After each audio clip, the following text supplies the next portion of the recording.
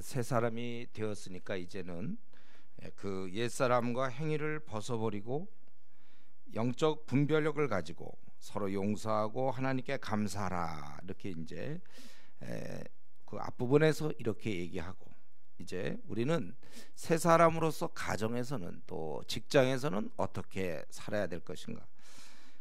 거기 먼저 가정 얘기가 나오죠. 왜냐하면 이 가정이 우리 삶의 제일 근본이 되기 때문에 가정 얘기를 먼저 하는 거예요. 그래서 여러분들이 이런 가정 얘기를 들으면서 좀 문제가 있다 그러면은 그걸 위해서 회복을 위해서 기도해야 될 것입니다. 가정에서 먼저 아내 얘기가 나오죠. 우리 이걸 딱 보면 에베소서 5장 그때 한 기억이 나죠, 여러분들. 골로새에서도 마찬가지. 아내들아, 남편에게 복종하라. 이것은 뭐 주 안에서 마땅한 거다. 남편에게 복종하는 거 그건 뭐 마땅한 거예요, 그거는요. 우리의 기질이나 성격에 따라 하는 것이 아닙니다. 그러면 실제 있어서 이게 잘 되느냐? 근데 잘 안 되죠. 도도하게 자란 한 여인이 한 인격에게 복종한다는 건 너무나 어려운 일이고, 또 자존심이 센 경우는 더하죠. 또 원래 우리 인간이 갖고 있는 기본적 특성, 불순종, 이거에 비춰볼 때 이게 쉽지 않아요. 하나님한테도 잘 순종 안 하는데 하물며 옆에 보이는 남편에게, 또 더는 남편이 좀 훌륭하면 내 마음에 좀 들면 그나마 하겠는데 정반대, 어떻게 결혼하고 나니까 무슨 복종을 합니까? 싸움이나 하지. 그래서 제가 알기로 이것이 지켜지는 가정이 이렇게 많지 않습니다. 제가 상담을 많이 해보면 그게 안 돼요. 그러나 여기서 이제 이 명령이 사실 지켜지기만 한다면 이 부부관계가 아주 훌륭하게 아름답게 그렇게 되는 것입니다. 근데 보통 경우 잘 안 되죠. 덤비죠. 남편에게 덤벼요. 한마디 하면 같이 덤비고. 그러면 이제 남편들은 또 어떻게 해야 될 것인가? 남편들아, 아내를 사랑하며 괴롭게 하지 말라, 이렇게 돼 있어요. 아내를 사랑하며 괴롭게 하지 말라는 것은 이렇게 거칠게 굴거나 까다롭게 그렇게 하지 말라는 거예요. 사실 그 당시에 보면은 남자들이 여자들 얼마나 많이 괴롭혔겠습니까? 옛날에. 지금도 그런데, 지금도 마찬가지. 그렇지만 이 바울 사도는 그러한 환경과 그런 여건에서도 전혀 새로운 얘기를 하는 것이죠. 아내를 사랑하며 괴롭게 하지 말라. 이거는 죄인인 우리가 누구를 사랑한다는 거는 굉장히 원래 어려운 일이에요. 저절로 되지 않습니다. 근데 어째서 그 아내를 사랑합니까? 또 아내를 왜 괴롭히지 않습니까? 그 당시 어쩌면 마음대로 막 우리나라도 옛날에 많이 그랬잖아요. 남자들이 막 남편들이 여자를 막 그럴 때. 근데 정반대로 바울 사도는 아내를 사랑하라. 여기서 이 사랑이라는 개념 뭔지 알죠? 죽는 거야. 아내를 위해서 죽어야 된다. 그러니까 그 시대 분위기와는 전혀 안 맞는 하나님의 이러한 뜻을 전하는 거예요. 아내를 사랑하며 괴롭게 하지 말라. 그래서 우리가 여기도 마찬가지인데, 우리가 사랑하거나 복종하는 이유는 그가 단지 딱 한 가지예요. 나의 남편이기 때문에, 나의 아내이기 때문이지 그런 어떤 조건에 따라 사랑하거나 사랑하지 않 그렇게 되는 게 아닙니다. 그래서 이 사랑하고 또 복종하는 거, 이걸 잘 보니까 우리 삶 속에서 나타나죠. 바로 부모와 자식 관계예요. 그게 또 더 발전하면 교회와 이 그리스도의 관계예요. 우리 에베소서 잘했죠. 주님과 우리 교회의 관계가 남편과 아내의 관계가 돼야 되고, 이것이 부모와 자식 간의 관계로 이어져야 된다는 것입니다. 그래서 우리 이제 여기 미혼 자매들, 특별히 남편들이 아내를 사랑하라고 돼 있잖아요. 죽어야 된다는 거예요. 그렇기 때문에 웬만한 남편 만나면 안 돼요, 여러분들. 멋있는 남편 만나봐야 뭐합니까? 나를 위해서 죽지 않는 남편 만나면 안 돼요. 나를 위해서 죽을 수 있는 사람을 만나야 되는 것입니다. 그래서 신앙이 좋아야 돼요. 왜 불신자랑 결혼하면 안 됩니까? 이유는 딱 하나죠. 그에게는 사랑의 셈이 없거든. 불신자는 우리가 주님한테 배운 거예요. 이거는요. 이 형제들이 주님의 사랑을 배웠고 성령님이 와 계시기 때문에 가능한 거니까. 불신자와 결혼한다는 건 이런 사랑의 셈이 없는 거니까. 사랑을 받을 수가 없어요. 그래서 우리가 신앙이 좋으면 좋은 형제를 만날수록 그만큼 더 복된 것이지, 잘생기면 잘생긴 사람 만난다고 해서 그게 복이 아니에요. 돈을 많이 번다고 해서 복이 아니라 나를 사랑할 수 있는 사람을 만나야 된다는 거예요. 그런데 지금 우리 한국 사회를 보면 뭐 사랑이고 뭐고 남편이 집에 제대로 붙어 있어야죠. 나타나지도 않고 밤 늦게 들어오고, 완전히 그 원천 봉쇄. 뭐 만나야 뭐 돌보고 남편이 나를 사랑해 줄 텐데 뭐 나타나지도 않는데. 그리고 또 어떤 경우는 있어봤자 남편이 있어봤자 알아. 근데 표현이 굉장히 미숙해. 도무지 이 자매를 몰라. 자매가 어떤 존재인지를. 그러니까 있나 마나. 어떻게 보면 사랑을 자기는 하는지 모르는데 자매는 전혀 못 느끼고 있다는 거죠. 그러니까 우리 형제들, 결혼한 형제들은 연구해야 돼요. 자매는 언제 감동을 하며 언제 좋아하고 언제 마음이 기쁜가, 이런 것도 연구도 하나도 안 하고 그냥 결혼해버리면 그러면 자매는 아주 고통 가운데 있을 수밖에 없는 거죠. 뭐 있어 봤자니까. 차라리 없는 거나 뭐 차라리 없는 게 날지도 몰라.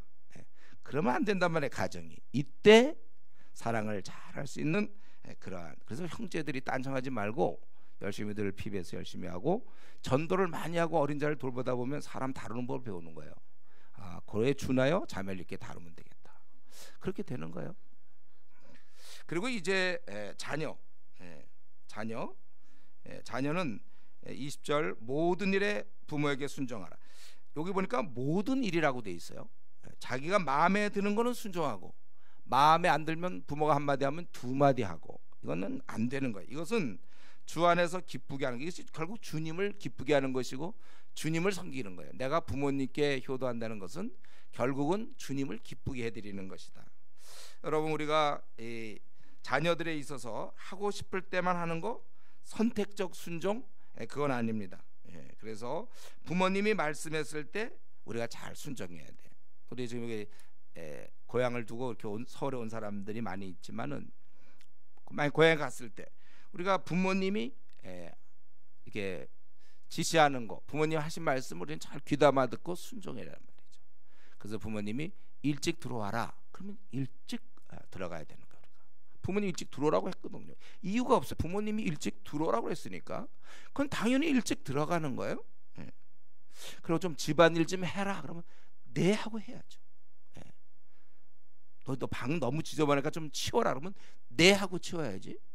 뭐 원래 뭐 이게 더 좋아요, 뭐 이렇게 부모가 치우려면 치워야 되는 거예요.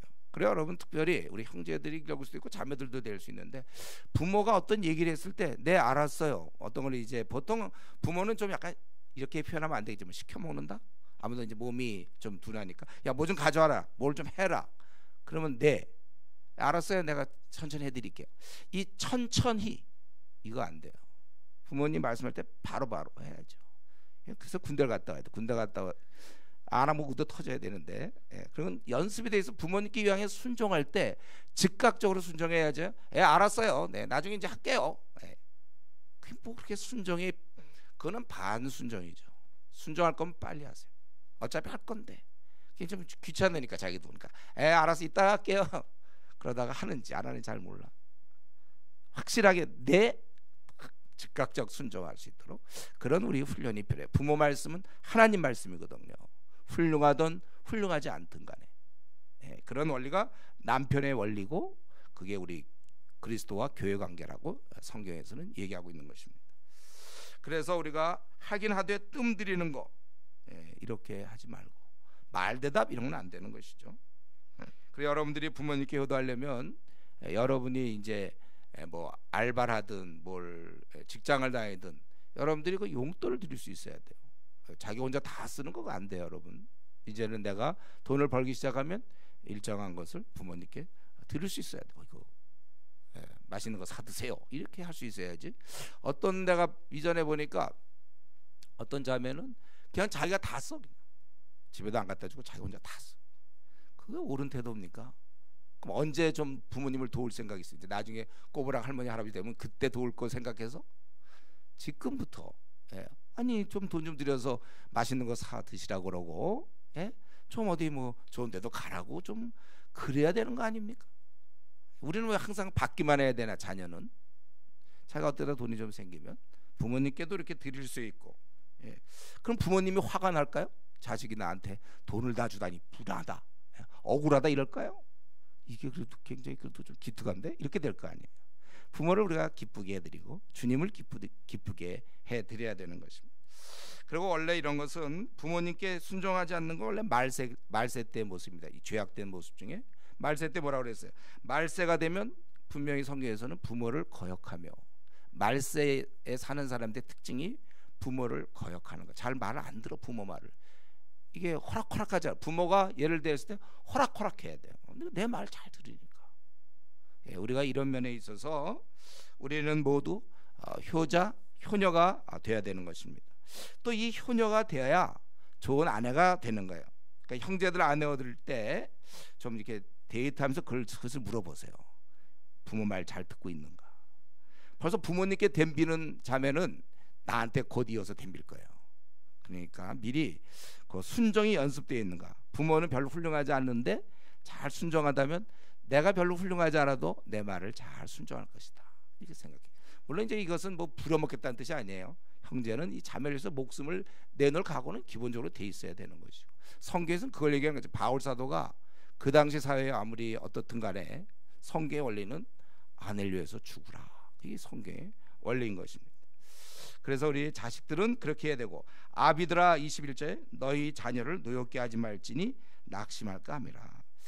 부당한 요구를 하지 말라고 그랬어요. 너무 엄격하게, 애를 완전히 잡는, 뭐 좀 일찍 들어오는 건 좋은데 뭐 5시까지 들어와라 막 이런 식으로, 아침에는 무조건 너 새벽 4시에 일어나서 방 치워라 막 이런 식으로 너무 그렇게 불합리한, 아니면 애는 아무래도 어려서 잘 이렇게 분별력이 없어서 좀 엉뚱한 소리 잘하거든요.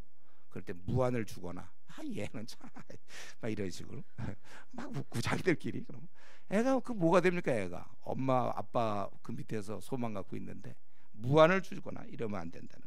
애도 인격적으로 우리가 받아야 돼. 이 아이는 지금 현재 인격이 완성된 게 아니에요. 완성 중에 엉뚱한 생각합니다. 걔들은 엉뚱한 생각하는 거예요. 그래서 부모가 붙어 있어야 되는 거예요. 엉뚱한 생각하고, 아직 이게 중고등학교 시절도 그렇고 초등학교 때도 그렇고 잘 애들이 뭐 아직 이게 안 돼요. 이게 참 철들려면 그때까지는 엉뚱한 생각, 엉뚱한 얘기, 엉뚱한 방향으로 가기 때문에, 그래서 우리가 항상 이 맞벌이 부부라든가 할 때도 시간은 확보를 해야 돼. 자녀를 위해서. 애가 이제 한 중학생, 고등학생 됐다고 해서 됐다고 생각하면 안 돼. 대학생도 엉뚱한 소리 한다니까. 지금 자기들, 우리 대학생들 자기 알죠? 자기도 엉뚱한 얘기 하는지. 아직 이게 한 성경 한 22권 정도 연구가 되고, 좀 이제 좀 이렇게 돼야 그때쯤 이제 제대로 된 얘기하지. 아직 어려워. 그러니까 옆에서 계속해서 그런 잘못된 것들을 고쳐주고 교정해줘야 된다는 거예요. 이런 면에서 우리가 자식과 시간을 많이 가져야 돼요. 근데 특별히 시간을 갈 때 여기 뭐래? 자녀를 노엽게 하지 말라. 그렇지 않으면 얘가 낙심돼. 노여울 때 애들은 아직 민감한 인격을 갖고 있어요. 아직 뭐 처세술에 능한 애들이 아니에요. 부모로부터 인정을 받지 못할 때, 그때가 애가 힘든 거예요. 부모를 인정받지 못할 때. 그래서 좋은 부모는 이 자식과 시간을 많이 보내야 돼요. 우리가 이 낙심할 때, 지금 가출한 청소년 대부분이 이거예요. 낙심되었을 때. 그래서 노엽게 하지 말라. 그래서 시간을 같이 보내고 교육이 되고 모범이 돼야 되고, 가정 예배 같은 건 너무 아름다운 것이죠. 그런 걸 해야 되는 것입니다. 근데 지금 문제는 애당초 자식과 너무 시간을 못 갖는 거예요. 그래서 우리가 너무 바쁜 부모, 문제가 있는 것입니다. 근데 우리 여기 보면은 우리가 보니까 이러한 것들은 대부분 우리의 어떤 의무를 많이 얘기하고 있어요. 권리보다는 의무. 과연 지금 요 짧은 한 4절 정도에서 가정에 대한 얘기가 나왔는데, 과연 성경적으로 이렇게 사는 가정이 어느 정도 될까? 여러분도 자기가 자라온 가정을 생각해 보세요. 이렇게 자랐는가? 그리고 이제 종들에 대해서 얘기하죠. 종들아 그래서 뭐라고 했어요? 모든 일에, 그 당시 노예제도 같은 걸 생각해 보세요. 모든 일에 육신의 상전들에게, 분명히 그 상전은 한계가 있는 거예요. 육신의 상전이에요. 그들에게 근데 순종하되 사람을 기쁘게 하는 자와 같이 눈가림만 하지 말고 오직 주를 두려워하여 성실한 마음으로 하라. 아니 지금 상전에 대한 얘기를 하는데 가만히 보니까 예수님 얘기를 하고 있어요. 상전에게 순종하되 오직 주를 두려워하며 성실한 마음으로 하라. 이렇게 눈가림만 하지 말고 또 주를 두려워하는 마음으로 하라는 거예요.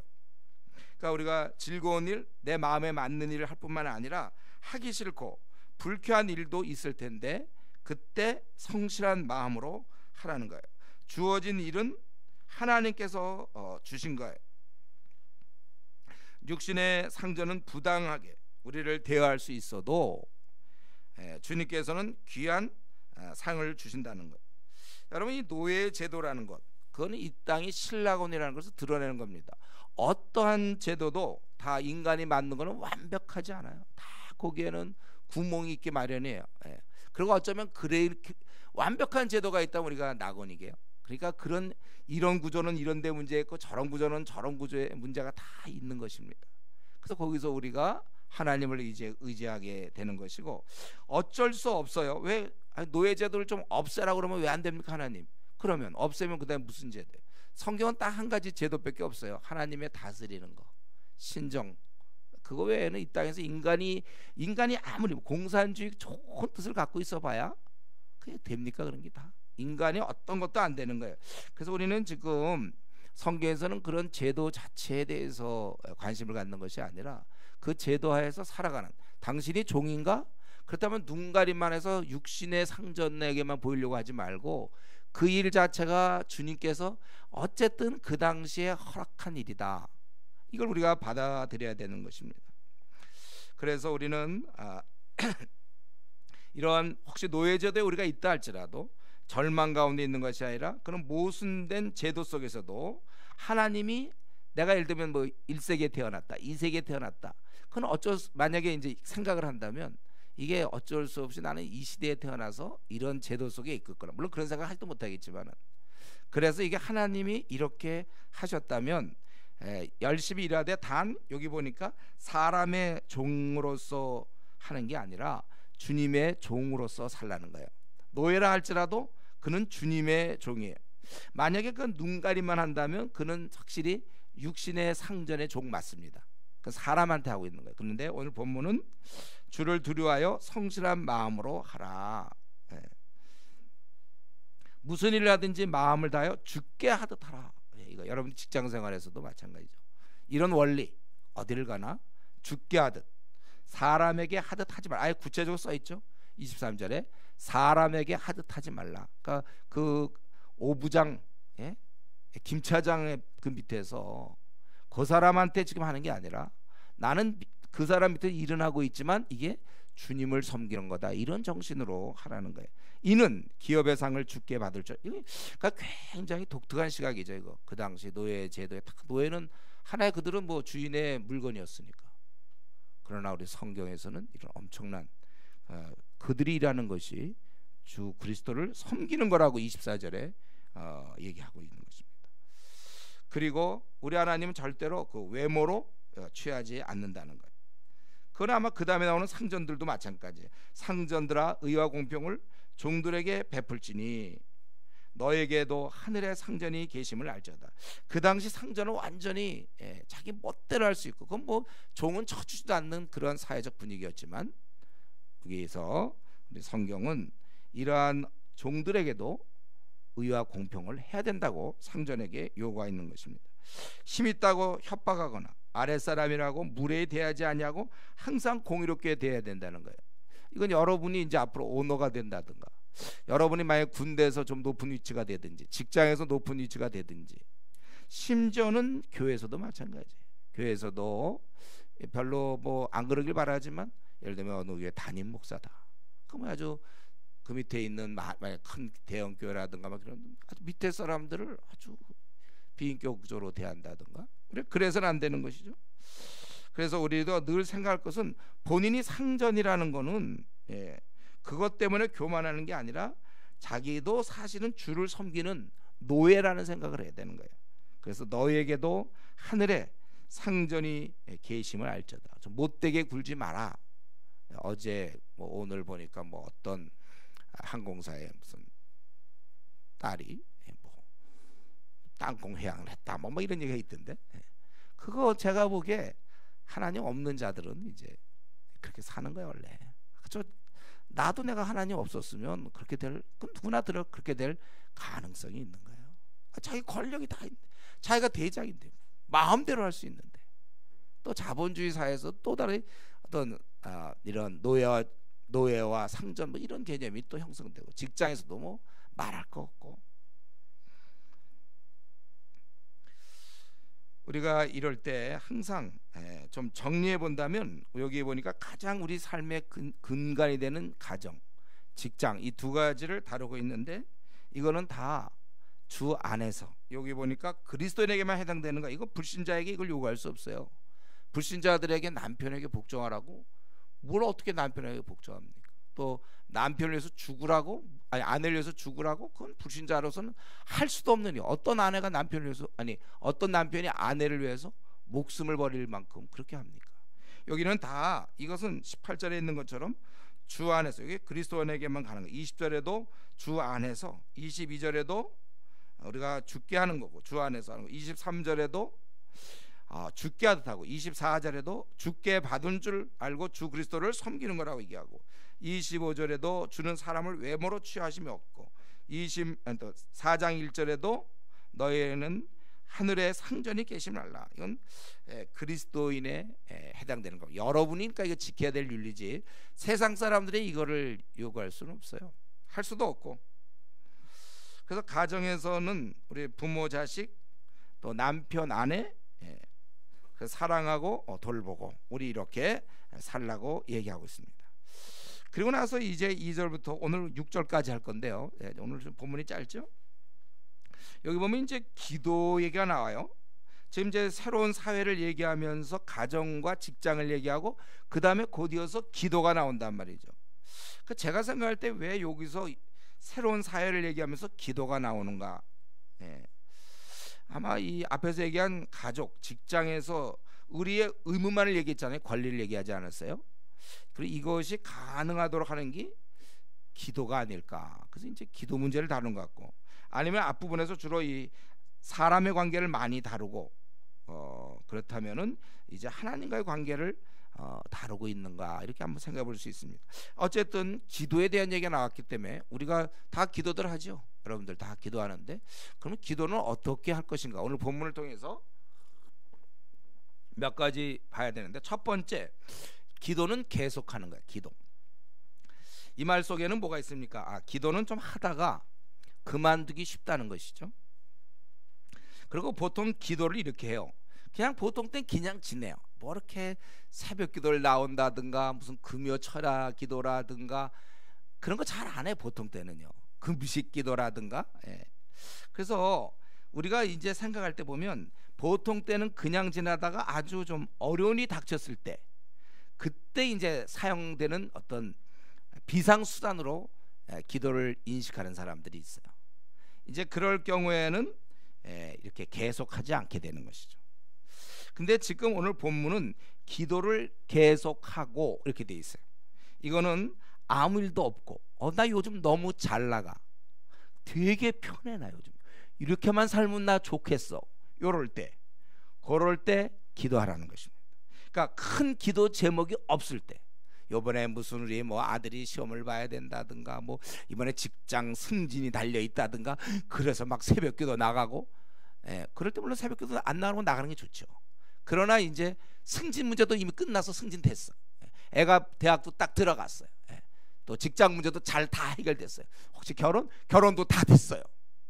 그럴 때 새벽기도 나오라는 거예요. 그럴 때 계속, 그러니까 큰 기도 제목이 없을 때 그때 계속 기도하는 사람, 이게 이제 기도에 뭘 좀 아는 사람이, 그런 사람이. 일반적으로는 기도 그냥 슬렁슬렁 이렇게 하다가 이제 자기도 한 방을 갖고 있는 거죠. 힘들면 난 기도로 달라붙는다. 이게 뭐 안 달라붙는 것보다 나아요. 그건 분명히 나아요. 그러나 하나도 안 힘들어. 정말 너무 안 힘들 때 그때 달라붙으라 이거예요. 기도는 계속해야 되는 것입니다. 그래서 우리 친구도 그렇잖아요. 어떤 만나는 게 꼭 큰 문제만 생기면 그때 친구를 만납니까? 보통 때는 만나지도 않다가 그냥 자기에게 어려운 문제 있으면 그때 친구야. 그러고서 이제 평소에는 뭐 얘기도 안 하다가 그 이상한 거예요. 부부 사이도 마찬가지죠. 그냥 보통 때 얘기도 안 하다가 큰 사업적 어려움이 있을 때 이제 아내한테 여보 그러고 막 그렇게 얘기하면 그게 무슨 부부 관계가 그 모양입니까? 보통 때 음식은 뭐가 맛있으며 뭐 이런 건 난 김치를 좋아하고 아니면 나는 뭘 좋아하고 말이죠. 왠지 뭐 이제 한번 치킨을 먹고 싶다 뭐 이런 얘기를 해야지. 그런 얘기는 아예 그런 얘기를 하지도 않고 무슨 공장이 문 닫으려고 하면 그때 가서 이제 문 닫으려고 한다. 그때 그 부부 관계가 그래서 되겠습니까? 우리 하나님과 관계에서도 꼭 이 기도를 문제를 푸는 기구로 생각하는 사람이 있어요. 문제 푸는 기구. 그게 아니라 관계를 기피하는 도구라는 것이죠. 이게 운동선수도 말이죠. 올림픽 같은 거든지 할 때 평소에 운동을 해놔야 딱 시합할 때 하는 것이지 쉬고 있다가 한 10개월 푹 쉬고 있는데 이제 내일 너 대회 나가 그러면 그때 나갑니까? 여러분 그렇게 해요? 보통 그렇지 않잖아요. 이게 있으면 준비하고 있다가 나가야지. 근데 우리의 싸움은 매일매일 계속되잖아요. 아니 저 마귀가 좀 쉬면 좋겠어. 마귀가 이제 공휴일 같은 게 있다든가 뭐 마귀도 방학 휴가 이렇게 해서 우리도 그때 휴가하면 좋은데 마귀는 이게 없어요. 늘 삼킬자를 이렇게 찾는다고 해서 두루 다니면서 마귀는 그렇기 때문에 마귀의 면전에서 내가 그냥 휴가야 나 휴가니까 건들지 마 이러면 안 되는 거죠. 그때 오히려 건들 수 있어요. 기도의 휴가 너무 휴가가 많아요. 아니 기도에 약간 태업 그러니까 조금씩만 하는 거죠. 그냥 우리 저 겨울에 물 얼지 저 수도 얼지 않도록 물 조금씩 나오는 것처럼 기도가 그냥 찔끔찔끔 그냥 오늘 하루 잘 보내게 해주시고 뭐 어쩌고 아침 잠깐 기도하고 자기 전에 하루 뭐 잘 지내서 감사합니다. 통합해 보면 20분 뭐 10분 그렇게 기도해서 되겠습니까? 그래서 기도를 계속하라는 게 이런 의미일까요? 여러분 우리가 이 기도를 관계를 깊이 하는 수단으로 여러분 사용하세요. 우리가 친한 친구일수록 더 많은 얘기하는 거 원래 오래간만에 만나면 별로 할 얘기가 없어요. 보세요 여러분들. 오늘 얘기 누구랑 많이 했는지 모르지만 어저께 얘기 많이 한 친구랑 그저께 최근에 얘기 많이 한 사람하고 얘기하게 돼 있지 한 뭐 5년에 한 번씩 만나는 사람은 얘기할 게 없습니다. 무슨 얘기해 그때. 이상하게 많이 만날수록 더 얘기하게 돼 있어요. 그래서 우리 공동체 방에 있거나 이래서 뭐 그렇게 얘기가 많은지 몰라. 또 얘기해. 지금 성경 좀 읽어야 되는데 얘기하느라 성경도 못 읽어. 공동체 방 위험해. 그래서요. 할 얘기가 너무 많아. 무슨 뭐 우리가 얘기를 친한 사람께 더 많이 얘기해야 되는 것처럼. 그래서 이것도 똑같은 원래 기도 안 하는 사람들 보면 대충 벌써 기도 안 하던 사람이에요. 기도를 안 해오니까 할 게 없어요. 주님과 뭐 나눌 게 별로 없으니까 할 것도 없고 그래서 기도를 안 하게 되고 안 하니까 더 기도 안 하게 되고 이렇게 되는 거예요. 기도를 늘 매일매일 열심히 하는 사람은 더 하게 돼 있고 그래서 계속 기도하게 돼 있고 그래서 우리 뭐 루터 같은 사람 그랬다 그랬잖아요. 너무 나는 바쁘기 때문에 3시간 기도한다. 또 나는 너무 바빠서 기도합니다. 뭐 이런 우리가 사실은 주님과 이런 관계 속에서 항상 여기 보니까 기도를 계속하고 이렇게 돼 있어요. 이렇게 좀 이 자기의 습관을 그렇게 들이면서 살아야 돼. 지금 우리가 벌써 올 한 해도 1년을 한번 생각해 보세요. 똑같이 주어진 1년을 어떻게 지냈는가. 우리 중에 어떤 사람은 정말 계속 기도하는 늘 그냥 기도하는 사람이 있었고 또 어떤 사람은 이런 좀 문제를 푸는 수단 비슷하게 기도를 사용한 사람이 있고 아니면 이제 수돗물 또 이렇게 나을 때처럼 그냥 조금 하루에 한 10분 20분 뭐 이렇게 기도하고 사람마다 다 차이가 있을 건데 성경은 우리가 계속 기도하라고 그랬고 그래서 우리는 이 기도하는 이런 좀 늘 이렇게 몸이 늘 풀려서 언제 시합에 나가도 될 만큼 항상 기도에 좀 깨어 있어야 될 것입니다. 그리고 두 번째 또 기도에 감사함으로 깨어 있으라. 여기 보니까 이제 깨어 있으라고 얘기하고 있죠. 그러니까 기계적으로 습관적으로 단어만 나열하지 말고 마음을 모아서 깨어서 기도하라는 거예요. 깨어 있지 못하면 그럼 이제 둔해지는 것이죠.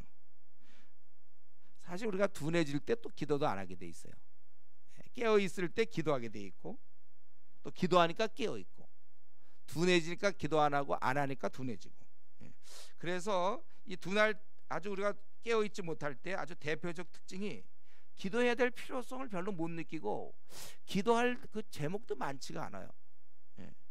안 해도 괜찮을 거라는 그런 영성, 그게 바로 이제 둔해진 겁니다. 그래서 이게 기도하면 할수록 이상하게 기도 제목이 늘어나게 돼 있어요. 기도를 안 하면 안 할수록 점점 기도 제목이 줄어요. 나중에 내 문제나 겨우 하고 가족 문제나 하게 되고, 기도를 하면 할수록 막 중국의 복음화라든가 무슬림에 대한 거라든가 뭐 점점 영역이 넓어지는 거죠. 한국 땅과 막 북한과 뭐 교회와 한국 교회와 막 할 게 많아요. 저 불교 신자들 저 1000만 명 넘는 또 이 중들은 어떻게 하고 막 기도할 게 막 갈수록 늘어나요. 기도가. 그래서 하면 할수록 늘어나고 안 하면 안 할수록 할 게 없고, 이게 꼭 시험 때 우리 대학생들 공부 하나도 안 하면 별로 할 거 없을 것 같아요. 시험 볼 때. 근데 막상 시작을 해보세요. 이것도 해야 되고 저것도 하고 할수록, 그러니까 많이 하면 할수록 더 할 게 있고, 안 하는 사람은 애당초 그냥 편안하지 뭐 할 게 별로 없다고 생각하니까. 기도도 마찬가지입니다. 기도하는 사람은 더 하게 돼 있고, 어떻게 기도에 실수가 있을까 이런 생각을 하게 되는 것이죠. 어쨌든 기도 뭐 이렇게 꼭 해야 되는가? 우리 성경은 명령으로 기도를 계속하고 또 감사함으로 깨어 있으라. 우리가 어느새 기도를 안 하는 자, 계속 안 하게 되고 이런 사이클로 간단 말이죠. 이제 깨어 있지 못한 거예요. 그리고 여기서 보니까 그러나 기도할 때 또 감사함을 하고 그랬죠. 감사한 가운데 기도하라. 우리는 자주 이렇게 기도하면 이런 생각을 해. 뭔가 얻을 것을 좀 떠올립니다. 그러나 이 받은 은혜에 대해서 소홀히 하는 것, 그것은 기도의 또 다른 한 면을 놓치고 있는 거예요. 여러분, 우리는 미래를 위해서 간구하되 과거에 받은 은혜를 감사해야 됩니다. 이 감사와 간구, 이것이 이 기도에 이렇게 포함되어 있어야 돼. 그리고 과거의 것을 감사하다 보면, 그 어려울 때 하나님 도우신 거 이런 감사하다 보면 미래에 지금 어려운 문제도 하나님이 넉넉히 이기게 하실 것이다, 이런 믿음이 생기는 거예요. 내가 지금 현재 미래에만 막 기도한다고 해서 오히려 내가 잘 뚫고 나가는 게 아니라 감사를 충분히 하면 미래의 게 별로 대단치 않은 거예요. 우리 앞날의 문제가. 그래서 여러분, 감사가 좀 기도에 많이 들어가면 좋겠어요. 목사님 10분 하면 기도할 거 없습니다, 이런 사람들. 자, 그러면 1년밖에 안 살았나요? 살아온 기간 동안 받은 은혜들이 있을 거 아니에요. 아마 그것만 감사 기도해도 그거 뭐 30분 1시간 할 텐데. 우리가 이 기도에 한번 지금 이 시간에 자기 기도를 분석해 보세요. 내 기도는 주로 뭘 어떻게 구성돼? 한번 그런 거 여러분 분석 안 해봤습니까? 내 기도는 주로 어떻게 이렇게 구성돼 있는? 자, 우리 기도합시다. 그러면 알라발라발 막 이제 뭐 하나님이 막 정신 하나도 없어. 자기가 뭘 기도하는지도 모르고 그냥 막 정신없이 기도하는 사람. 좀 차분하게 감사도 좀 감사할 때 막 정신없이 막 감사하면 됩니까? 감사 그냥 막 좀 정성을 담아서 하나님 이렇게 해주셔서 참 고맙습니다. 나 같은 거 이렇게 불러주셨네요. 또 이렇게 일꾼이 되게 하시고 참 감사합니다. 내가 이때 방황할 수 있었는데 이렇게 오게 한 거 감사하고, 이 정도 건강 주신 감사합니다. 감사할 때 막 알아듣는 사람도 힘들게끔 그냥 뭘 감사하지 그냥 막 감사하면 막 그냥 이러면 안 되잖아요. 내 기도가 좀 어떻게 좀 구성되어 있는, 물론 이제 아침에 잠깐 일어나서 기도하고 자기 전에 기도하는 사람 뭐 분석할 것도 없죠. 애당초 내용도 없는데 뭘 분석하겠습니까? 자기가 이제 기도를 충분히 하는 사람들 한번 나는 어떤 식으로 기도하나 한번 생각해봐야 되겠고요. 그래서 여기 보니까 지금 기도할 때 감사, 그리고 더 나아가서 또한 3절에 또한 자기뿐 아니라 이제 남을 위해서 기도하라는 거예요. 그래서 뭘 기도해야 됩니까? 이 또한 우리를 위하여 기도하되 하나님이 전도할 문을 우리에게 열어주사 그리스도의 비밀을 말하게 하시기를 구하라. 내가 이 일 때문에 매임을 당하였노라. 그리하면 내가 마땅히 할 말로써 이 비밀을 나타내리라. 여기 보니까 이제 자기를 위해서 많이 감사하고 기도했지만 또 이런 주님의 일꾼들을 위해서 기도하는 건데, 이거는 결국 한 번의 기도로 두 가지를 얻을 수 있는 거예요. 그래서 그가 영적으로 힘이 있으면 결국은 그가 또 많은 불신자들을 전도할 수 있다, 이거잖아요. 그러니까 어쩌면 나는 하나를 기도하고 둘을 얻는 거예요. 이 사역자를 위해서 기도함으로 그가 하는 그 사역이 열매가 맺히도록 그렇게 되는 것입니다. 그러니까 결국 자기만 위해서 기도하는 것이 아니라 바로 남을 위해서도, 특별히 아직 하나님의 은혜, 감사할 것이 없는 은혜에 들어오지 못한 자들을 위해서, 우리는 감사하고 있지만 그 감사하지 못하는 자를 위해서 기도하라. 그러면 그가 기도의 힘을 빌어서 내가 마땅히 그리하면, 바로 너희들이 위해서 날 위해서 기도해 주면, 4절에 내가 마땅히 할 말로써 이 비밀을 나타내리라. 여러분, 이게 그러니까 기도가 여기서 보니까 실제 역사하는 그러한 힘이라는 거, 능력이에요. 그러니까 원래 기도는 눈에 보이지 않는 능력이 기도입니다. 우리는 보통 눈에 보이는 능력을 많이 이렇게 의지하려고 그래요. 자기가 할 수 있는 거라든가 어떤 그런 능력들을. 근데 눈에 보이지 않는 능력이 움직여지고 있어야 돼. 우리 교회도 마찬가지고 내 삶에서도 눈에 보이지 않는 능력, 바로 그러한 것이 바로 기도라는 거예요. 어린 신앙을 가질수록 그냥 기도는 그냥 독백 같아. 혼자 그냥 중얼중얼하고 뭐 마음에 하면서 그냥 뭔가 후련하고, 그렇게 생각하지만, 그러나 우리가 시간이 지나고 장성한 자가 되고 하나님 말씀을 깨닫는 자는 깨닫기를 어떻게 됩니까? 기도는 역사다. 기도는 실제 일하는 거나 마찬가지예요. 우리 어떤 사람이 삽을 들어서 뭐 땅을 파고 이제 건축을 할 때, 예를 들면 땅을 판다. 그 파는 만큼의 땅이 깊어지는 거 아니에요? 기초가 놓아지고 이런 것처럼 여러분이 기도라는 것은 실제로 일이에요. 기도는 일. 기도하는 대로. 여기서 그러니까 이 말을 잘 생각해 보면, 만약에 그들이 기도 안 해줬으면 바울 사도는 심히 연약한 가운데서 제대로 효과적으로 사역을 못했다는 거예요. 이들이 기도해 주기 때문에 자기가 이제 이렇게 할 수 있다는 것이죠. 그래서 여러분, 이게 우리가 이제 신앙이 그래도 벌써 교회 다닌 지 3년 되고 5년 되고 이제 좀 됐잖아요. 10년도 되고. 이제는 좀 믿었으면 좋겠어요. 아, 기도라는 건 실제 일어나는 힘이구나. 그래서 나에게 결혼 문제가 있습니까? 열심히 기도하면 그 기도를 통하여 결혼하는 것이고, 또 내가 열심히 기도하면 또 사업이 되는 거고. 제가 우리 특별히 사업하는 사람한테 항상 그 얘기하는 거야. 기도는, 물론 공부는 엉덩이로 하는 거죠. 공부는. 기도는 아니죠. 사업은 기도로 하는 거다. 기도해야 돼요. 우리가 항상 뭐든지 이 나그네 길에서는 기도로서, 이 기도는 실제 이루어지는 역사입니다, 여러분들. 그래서 우리가 하나님의 응답을 생각하는데 이미 기도를 한다는 건 이미 일이 시작된 것이고. 그래서 우리 아브라함을 칭찬한 게 그거잖아요.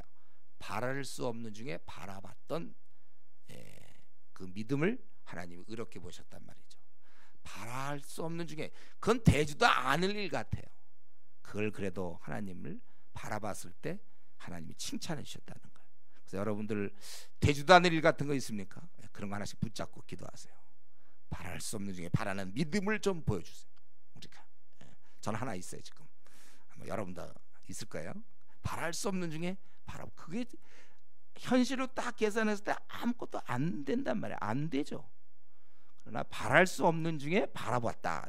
이게 아브라함 믿음의 특징 아닙니까? 우리 로마서 4장에 나온 것처럼 우리가 그런 믿음을 가져야 돼. 우리 생각으로는 안 돼. 그거 그게 되겠습니까? 맨정신에 안 되지. 하나님 바랄 수 없는 중에 바라보는, 그리고 그 결과가 이루어진단 말이에요. 이루어져 가고 있어요. 우리 주위에 한번 주위 사람을 보면 그렇게 되고 있단 말이에요. 되고 있어요. 우리가 기도하는 만큼 역사가 이루어진다. 그걸 진짜 믿는 사람은 골방에서 기도 시간에 그것이 드러나는 것입니다. 우리는 이 땅에 우리가 살아갈 때 많은 염려될 문제들이 우리가 만나게 되지만, 기도하면 풀리는 것이고 가만히 있으면 그것에 눌려서 힘든 거예요. 그러니까 괜히 그 힘든 거 빨리 없애버려야지. 기도해가지고 그걸 그냥 끌고 있으면 계속 그 문제에 눌려가지고 밤낮 그런단 말이에요. 우리는 더 많은 자를 돕기 위해서 좀 내 앞에 있는 문제 빨리빨리 좀 정리할 필요가 있어요. 거기에 눌리지 않게. 그래 내가 마음껏 남을 도울 수 있는 것입니다. 그리고 지금 이렇게 기도는 실제 역사하는 것이고, 특별히 여기 보니까 바울 사도가 전도에 대해서 기도를 부탁하죠.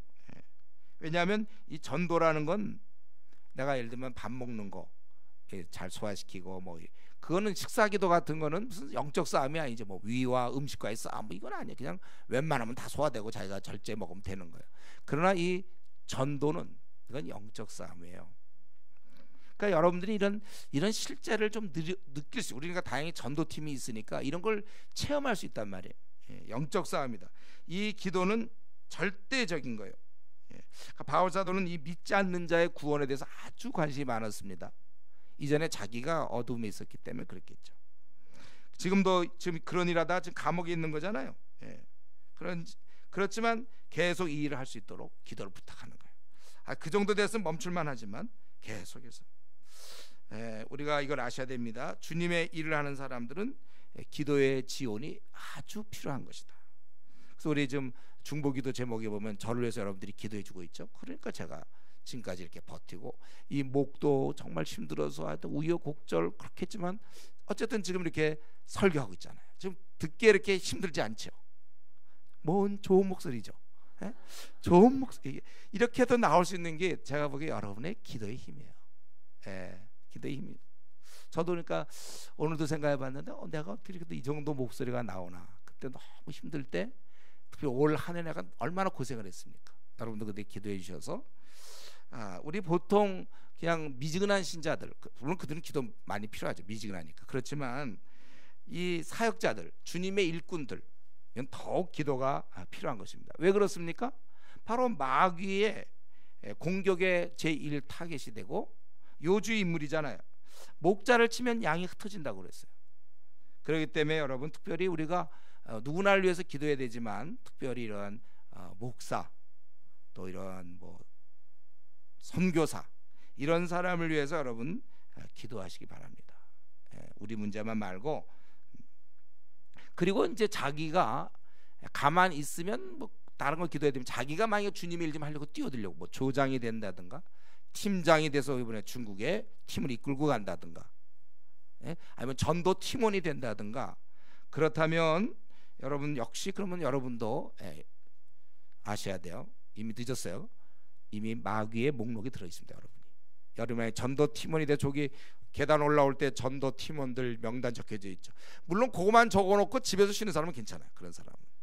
그러나 자기가 그걸 지키려고 하는 사람은 큰 영적 싸움, 자기가 그 공격의 대상이 된다는 걸 아셔야 되고, 조장들 마찬가지고 팀장 마찬가지입니다. 그러니까 우리 아예 그냥 대놓고 싸우는 거예요. 우리도 이걸 그냥 마귀의 공격 때문에 두려워하지 않고, 그래서 우리가 강해질 수밖에 없는 거예요. 그래서 여러분들이 나름대로 주님의 일을 좀 해보겠다 그런 결심을 가졌다면, 그 초기에 마귀가 많이 공격하죠. 집안에 어려운 문제가 갑자기 생긴다든가 뭐 좀 해보려면. 그렇기 때문에 우리가 훨씬 더 기도해야 돼. 기도로 무장해야지. 처음 전도팀 나가면서 가만히 있다 그러면 분명히 낙심될 거야. 제가 제 전도의 이론과 실제 강의 들었죠, 여러분. 처음에 내가 나가서 얼마나 낙심했는지 몰라요. 처음에 마귀의 공격이었어요. 그러니까 사람이 선을 행하다가 낙심하지 말지니 이렇게 된 거예요. 그리고 씨를 뿌릴 때는 원래 울며 씨를 뿌리지, 막 다 벌써 얻는 게 아니에요. 씨 뿌릴 때는. 그렇기 때문에 우리가 만약에 내가 일을 좀 더 하려고 한다면, 또 우리 교회에서 뭐 집사라면, 그러면 마귀의 공격 대상이니까 자기가 깨어있지 않으면, 그러니까 기도를 안 할 사람은 집사가 되면 안 되죠. 그러면 우리 집사 될 때 기도 의자를 주잖아요. 너 이제 마귀의 공격 대상이다. 그러니까 기도해라. 근데 기도도 안 하면서 막 집사가 된다든가, 또 무슨 팀장이 된다든가, 조장이 된다든가, 그는 이제 완전히 당하는 거죠, 마귀한테. 한 학기 한 번, 두 번도 한 텀 막 제대로 못 버텨요. 그렇게 되면. 그리고 이제 5절 6절 마지막 5절 6절을, 외인에 대해서는 자기가 전도할 것을 위해서 기도 부탁했지만, 또 5절 6절에 보면 너희도 전도하라는 거야. 뭐 나만 밤낮 전도하면서 감옥 가고 이러는 게 아니라 너희도 전도해라. 외인에게 대해서는 지혜로 행하여 세월을 아끼라. 너희 말을 항상 은혜 가운데서 소금으로 맛을 낸 것 같이 하라. 그리하면 각 사람에게 마땅히 대답할 것을 알리라. 이제 사역자만 하는 게 아니라 모두가 해야 되는데, 그때 할 때의 방법이 지혜롭게 행해야 돼. 왜냐하면 기독교에 대해서 배타적이거든요. 그러니까 요즘 우리가 개독교 소리 듣는 거는 뭐 아주 특이한 현상이라고 생각하지 마세요. 워낙 우리가 좀 더 잘못한 것도 있지만 그건 역사를 이렇게 흘러오는 동안에, 역사가 흘러오는 동안에 언제든지 기독교에 대해서는 사람들이 안 좋게 생각하는 거예요. 이건 주님의 가르침이잖아요. 원래 다 싫어하게 돼 있는 거예요. 그렇기 때문에 지혜롭게 해야 되고, 여기서 세월을 아끼라는 것은 이러한 그 기회를 많이 만들라 그런 뜻이에요. 그러면 그만큼 세월을 아끼는 것이 되죠. 그러니까 여러분들이 안 믿는 사람과 만나는 시간을 의미 없이 놓쳐버려서는 안 될 것이고, 또 나에게 이렇게 불신자에게 말할 수 있는 기회가 오기만을, 예를 들면 내가 전도팀에 나가서 내가 앉아 있는데 불신자가 옆에 와서 좀 복음 좀 알려주세요, 이런 건 없어요, 여러분들. 우리가 그걸 기다리면서 왜 안 물으러 오나, 그냥 거기 앉았다 오는 거야. 그렇게 되면 우리가 기회를 어떻게든지 말꼬리를 잡고 어떻게든지 해서 그런 이 세월을, 그러니까 즉 결과적으로 그러니까 기회를 많이 갖는 거예요. 그러니까 최대한 기회를 활용하라 그래요. 그리고 이제 그렇게 했을 때 말을 항상 은혜 가운데서 소금을 치는 것처럼 적절히 하라. 소금으로 맛을 낸 것 같이 하라. 은혜롭게 자신이 깨달은 거나 하나님의 사랑, 이런 베푸심을 잘 표현하면서, 싸우려고 하는 사람이 있어요. 누구 전도하러 나가면 싸우려고 하는 사람, 자기가 받은 은혜를 잘 얘기해주고, 그리고 소금 치는 것처럼 그러니까 균형을 잘 잡으라 이거죠. 베드로 사도는 이럴 때 얘기할 때 온유와 두려움으로 하라 그랬어요. 그럴 때 각 사람에게 마땅히 대답할 것을 아니라, 그때 성령님께서 우리를 도와주신다는 거, 할 말을 주신다. 우리 마태복음 10장, 마가복음 13장에 있는 것처럼 그렇게 되는 것이다. 그래서 지금 보니까 기도 얘기가 나오고 새로운 삶을 사는 우리들에게 기도 얘기가 나오더니 또 전도할 것을 얘기하고 있습니다. 증인의 중대한 위치, 듣는 자의 사활이 달린 아주 중요한 문제예요. 그렇기 때문에 신중하게 해야 되는 것입니다. 이 전도의 일을 감당해야 되는 거예요. 우리 의사들이 심장 수술 같은 거 할 때, 뇌 수술할 때는 굉장히 조심스럽게 하는 거죠. 그렇죠? 그렇게 하는 거예요. 아주 정교하고 조심스럽게 하듯이 우리가 전도할 때 모든 노력을 다해서, 왜 정성껏, 지금 그런 타는 불못에 빠져 있으며 자신이 타는 불못에 있다는 것도 모르는 사람을 대상으로 우리가 해야 되니까 아주 지혜롭게 기회를 잘 사용하면서 잘 그를 끌어올려야 된다는 것입니다. 그래서 여러분들이 전도를 나갈 때 아무 옷이나 입고 나가고 세수도 안 하고 나가고 이러면 안 되는 거예요.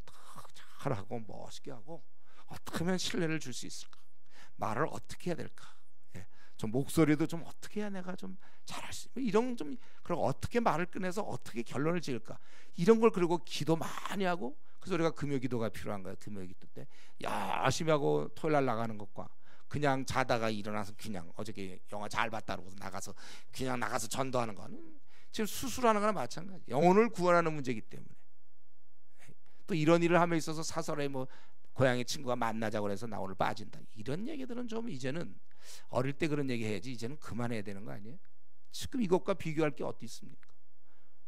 아니면 감기, 기운, 제가 얘기했잖아요. 좀 걸리고 나서 그랬으면 좋겠는데 기운이 돈다. 우리가 좀 이런 문제에 있어서 우리가 정성을 다해서, 저 불교 신자들도 이단들도 온갖 방법을 다 해서 사람을 끌어들이는데, 우리가 너무 사람을 구원하는 데 있어서 정말 정성을 다하는 것인가, 우리 자신을 한번 바라봐야 될 것입니다. 근데 제가 이제 이 설교를 하면서 실제 저에게 있는 문제는 뭐냐면, 또 한국 교회를 바라보면서 실제 문제는 이렇게 전도를 좀 잘 이렇게 지혜롭게 못한다가 아니라 아예 안 하셔. 안 하는 게 문제라니까. 한국 교회의 보편적 특성이 어느 순간 한국 교회 트렌드에 전도 안 하면서 신앙생활하는 거, 그렇게 되었어요. 저도 그런 교회에서 자랐어요. 그런 교회를 많이 거쳤고, 전도 안 합니다. 여기 이렇게 막 너희들이 각 사람에게 막 이렇게 얘기할 것을 도와줄 것이고, 너희가 그렇게 하라 그래도 이상하게 애당초 이 불신자를 좀 얻어보겠다는, 만약 우리가 세월호 사건이면 가서 만약 내가 끊을 수만 있다, 망치했으면 유리를 부셔서라도 얘를 끄집을 텐데, 그런 마음이 그건 분명히 드는데 안 보이기 때문에 그러는지, 이 불신자를 얻고자 하는 마음이 부족하되 아주 많이 부족해요. 그러니까 불신자를 보아도 영적으로 보지 못하고 육적으로 본단 말이에요. 그 사람이 학생이면 그냥 학생으로만 보이는 거고, 직장이면 직장인, 사업가면 사업가, 국회의원이면 국회의원으로 보인단 말이에요. 대통령이면 대통령으로 보인단 말이죠. 그 신분 뒤에 그의 그 비참한 모습, 그가 직장인이면 또 우리 뭐 학생이라 할지라도 그 신분 뒤에 있는 죄 사슬에 묶여서 완전히 이렇게 죽어가는 이 모습은 못 봐요. 그러니까 우리가 여러분들이 직장에서나 학교에서 누구를 대할 때 걔 명랑하네, 걔는 교회는 안 다니지만 굉장히 활발하고 재능이 많고 걔 우리 장학생이야, 뭐 이런 거 잘 올라가 승승장구하고 우리 이사님이셔, 잘생기셨고 그분은 아주 사람이 좋아, 그리고 일도 잘 처리해. 여기까지. 그 뒤에 있는 그 영혼의 파리한 모습, 그 영혼이 지금 이 마귀에게 묶여서 이제 지옥불에 곧 떨어질 운명이라는 거, 이걸 우리가 보질 못한다는 거예요. 이걸 볼 수 있는 눈을 달라고 우리 기도하셔야 됩니다. 지금까지 성경을 통해 배운 것이 바로 이거 아닙니까? 근데 아직도 이 눈이 닫혔다면 아버지시여, 여러분 기도하셔야 돼요. 내 눈을 열어주셔서. 예수님은 그렇게 보였기 때문에 이 땅에서 죽으신 거고, 사도 바울도 이것 때문에 순교당하고 참수당한 것이고, 스데반도 이런 거 하다가 죽은 거예요. 우리 어떤 무슨 영화 같은 거 보면 그런 거 좀 있잖아요. 무슨 뭐 어떤 경찰이 지금 인질범 여기 누가 잡혀서 이제 범인이 거기 들어가서 이제 그 사람을 죽이려고 위협하는데, 아주 위태한 순간에 마침 경찰이 이제 원래 정기 이렇게 점검한다고 뚝뚝 두드려서 문 열고 아무 일도 없습니까? 그러면 이제 이 사람이 큰 일이 있거든. 지금 자기 죽게 생겼고 했는데도 이제 옆에는 이제 문 열면 이 사람이 나오고 옆에 이제 이 사람이 총을 하나, 범인의 총을 갖고 있다든가 이러면 네, 아무 일도 없어요. 뭐 이런 거 혹시 그런 거 뭐 본 적 있습니까? 그런 비슷한 거? 바로 그런 거예요. 여러분이 보고 있는 그 친구들 있죠. 과친구들, 직장 동료는 바로 그냥 이 민낯, 그냥 얼굴 나타나죠. 그들이 그게 아무 일도 없는 것 같고, 그러나 그 배후에는 악한 마귀가 확, 그의 등을 보면 완전히 마귀가 확 잡고 있다는 거예요. 절대 어딜 도망갑니까? 그는 지옥불에 던져질 거, 곧 던져질 존재. 근데 내 앞에서는 하나도 안 이렇게 움켜쥐지 않은 것처럼, 마귀가 그를 지배하지 않는 모습으로 옷도 멋있고 넥타이도 괜찮으시며 머리도 막 그렇게 하고 말도 멋있게 하고 지위도 높고 연봉도 높고 학벌도 괜찮고 5개국에 능통한데, 알고 보니까 마귀가 꽉 붙잡아서 지옥에 곧 떨어질 5개국에 능통한 사람이라는 것이죠. 근데 우리는 그건 안 보이고 이 사람 괜찮고, 그러니까 그 경찰이 거꾸로 영화 같은 데 보면 또 경찰이 또 되게 순진해. 그러면 그렇습니까? 이렇게 얄미워 그때 나한테. 그래도 눈치를 좀 채야 되는데 그런 거 비슷해요. 우리가 그렇습니다. 우리가 그들은 사실 지금 우리 보고 살려달라고 매일매일 애원하고 있어요. 영적으로 보면 사실 그런 입장이고, 근데 우리는 그 죽어가는 영혼을 보지 못한다는 거예요. 주님, 내 눈을 열어주셔서 그 죽어가는 영혼을 보게 해주십시오. 고린도서 4장 4절. 지금도 이 세상 신이 믿지 아니하는 자들의 마음을 혼미케 하여 그리스도의 영광의 복음의 광채가 비치지 못하게 함이라. 혼미케 돼 있어. 이들은 지금 완전히 혼미한 상태. 연탄가스 뭐 이렇게 맞고 지금 제정신이 아닌데 우리가 도와줘야 돼요. 우리가 도와줘야 될 사람인데 그 사람이 막 무슨 얘기를 떠드는데 그거는 막 소주 막 많이 마셔가지고 만취된 상태에서 나오는 얘기 정도밖에 안 되는 거야. 난 종교에 관심이 없어. 난 개독교 싫어. 막 이제 이제 그렇게 얘기를 안 하지. 이제 맑은 정신이 하겠지. 이렇게 해서 난 개독교 싫어. 나는 신이 없다고 생각해. 뭐 이러는 거. 그게 만취되었을 때 나오는 얘기라는. 그 얘기 듣고 우리가 상처받을 것도 없고. 나한테 야 복음 전하지 마. 그 말 믿을 것도 없어요. 만취된 사람이 뭐라고 항을 된다고 그거 들으면 됩니까? 나 집에 가기 싫어. 그러면 그냥 가만 놔둡니까? 괜찮아 나 혼자 뭐. 다 우리가 도와줘야 되는 거죠. 그 말 믿을 거 하나도 없어요. 하여튼 불신자가 하는 얘기 그냥 뭐 업무에 관계되는 거 말고 이런 영적인 건 믿을 거 하나도 없습니다. 혼미케 됐다 그랬잖아요. 혼미케. 이 말을 정말 여러분 믿는다면 그들은 자기 힘으로 자력으로 나올 수 없는 사람, 이미 다 늪에 빠졌어요. 마귀의 늪에 빠진 사람들이에요. 발버둥 칠수록 잠기는 겁니다. 우리가 붙잡아 줘야 돼요. 그러니까 우리가 이게 이런 의식이 우리에게 있어야 된다는 거. 우리가 지금 불신자 면전에서 살아가고 있다는 거. 이전에 고린도 교회에 보면 그 5장에 보면 송사 문제가 있어요. 5장 6장 이렇게 보면 송사 문제라든가. 지금 이 불신자들 앞에서 어떻게 교회 성도가 성도끼리 누가 오르냐고 이 재판해 달라고 어떻게 얘기할 수 있느냐. 바울 사도가 아주 그게 너무 속상해했지 않았습니까? 예. 오늘날도 마찬가지. 불신자 앞에서 교회 비판하는 사람, 저는 뉴스엔조이 같은 거에 그게 오직 믿는 사람만 볼 수 있도록 어떻게 다 비번을 만들든지 믿는 자에게, 안 믿는 사람이 그걸 본다니까요. 난 한 명도 그걸 본다면 그걸 어떻게든지 막아야 된다고 생각해. 우리 믿는 그걸 우리끼리는 해야 되지만, 우리가 불신자 앞에서 근데 성도들이 뭐 꼭 뉴스엔조이에서 교회 안 좋은 소식 그런 건 얘기하는 것뿐만 아니라 성도들이 자기 몸을 가지고 불신자 앞에서 얌체짓을 한단 말이에요. 돈을 써야 되는데 돈을 안 써요. 얻어먹을 생각만 하고, 또 불신자 앞에서 욕심을 부린단 말이죠. 때는 불신자 앞에서 화를 내는 모습을 보여줘요. 불신자들 앞인데 지금 화를 낸다든가 둘러대는 말을 한다든가, 불신자 앞에서 너무 그러니까 감각이 없는 거죠. 지금 불신자 앞에서 자기 거 챙기고 있고, 만약에 여기 뭐 물건 같은 게 많지 않은데 나눠 간다면 다 가지라 그래야죠. 우리는요. 어떻게든지 우리가 어떻게든지 손해 보면서 그들에게 유익을 계속 제공해야 할 수 있어야지, 그리스도인이라. 우리가 불신자를 바라보면서 그 연민의 정을 갖게 해달라고 여러분 기도해야 되는 것입니다. 내 행동하는 행동과 말이 바로 그들의 영혼의 문제와 바로 직결이 돼. 그렇지 않아도 그리스도인에 대해서 부정적인데 내 행동이 이제 과연 어떻게 비칠까? 그래서 사실은 우리 여기 미지근한 성도가 있다면 진짜 회개해야 돼요.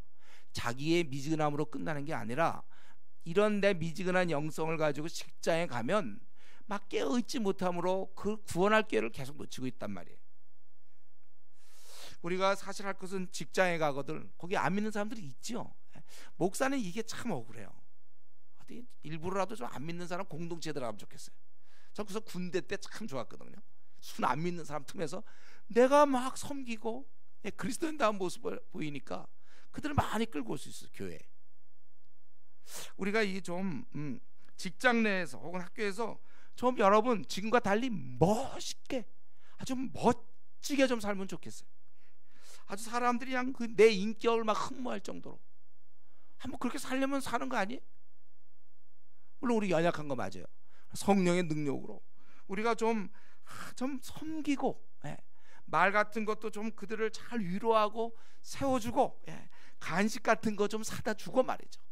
좀 남 하기 귀찮은 건 내가 하겠다고, 나도 물론 귀찮지만 그건 내가 하겠다고 그러고, 좀 화나는 상황에서도 그냥 웃고 화를 좀 내지 말고, 좀 우리끼리 있을 땐 좀 서로 좀 내도 원래 내면 안 되지만 그래도 좀 괜찮아 우리 그렇다고. 저 안 믿는 사람들은 절대 화를 내면 안 돼. 어떻게든지 둘러댈 생각하지도 말고 그냥 손해 보고 너그럽고 제 바보 아닌가 그 정도로 그냥 손해 보면서, 그래야 우리는 대신 돈 좀 잃고 내 에너지 좀 쓰고 영혼을 딱 구원할 수 있는 거예요. 전혀 다른 가치관 그들에게 도전을 줘야 되는 거예요. 이게 바로 싸움이에요. 그래서 여러분 우리가 학교나 직장에 출근할 때 먼저 충분히 하나님께 기도해야 돼요. 저는 우리 성도들이 밤에 기도하는 성도들 좋아요. 그거는 보너스예요. 그러나 하루 일이 시작될 때 보세요. 여러분들이 깨어서 아침에 다 기도해서 아주 충만한 가운데 사람 만나는 게 좋아요? 아니면 만나고서 이제 밤에 꿈꿀 때 충만한 게 좋아요?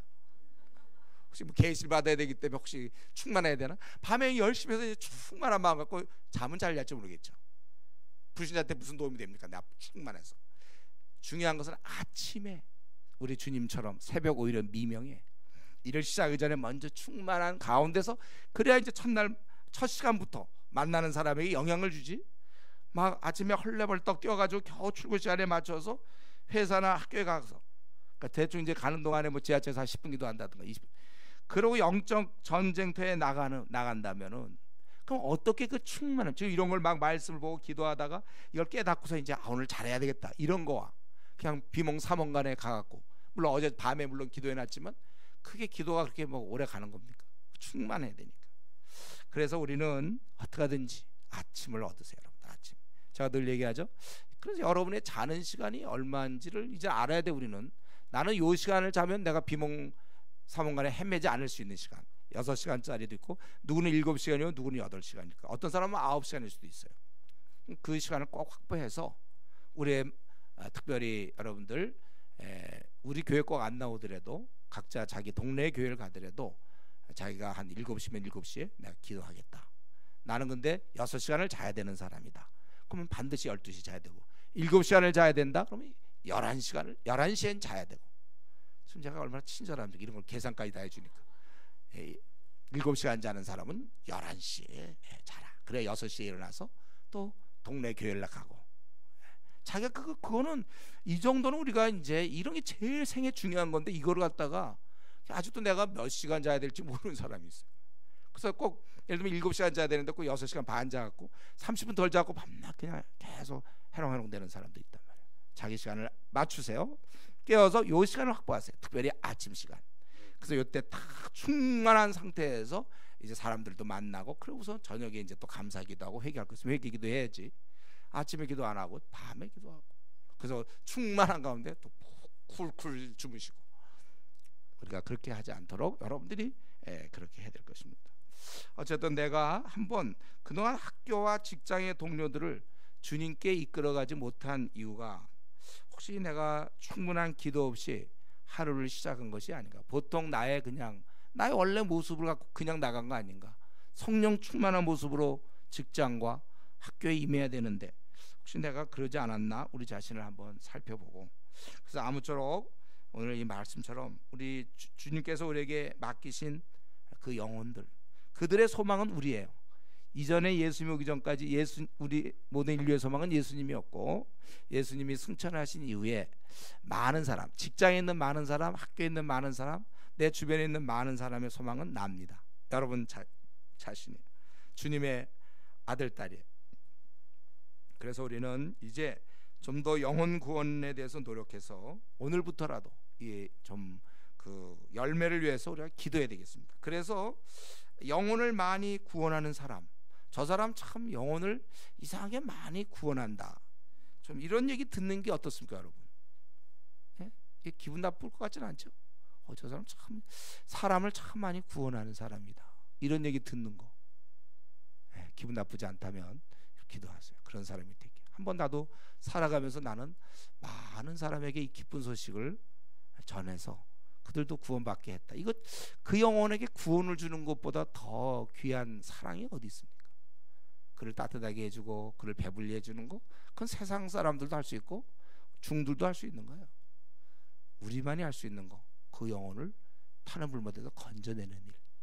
그래서 이왕이면 한 번 사는 거, 좀 영혼을 많이 이렇게 주님께 인도했던 그런 사람이다, 이런 얘기를 들으며 또 나중에 후세 사람들이 그렇게 기억할 수 있는 그러한 사람으로서 우리의 남은 생을 살아갈 수 있기 바랍니다. 이 시간 같이 한번 통성으로 기도할 때, 우리 기도할 때 좀 소리를 내서 우리 기도합니다. 그래서 내 기도 생활은 좀 어땠고, 또 내 영혼을 정말 내가 바라보는 시각은 어땠는지 우리 자신 한번 보면서, 나는 어떤 일에 더 시간 우선순위가 있는 건가, 이걸 놔둔 채 내가 도대체 뭐에 관심이 있나, 우리 자신 한번 들여다보면서 같이 통성으로 기도하겠습니다.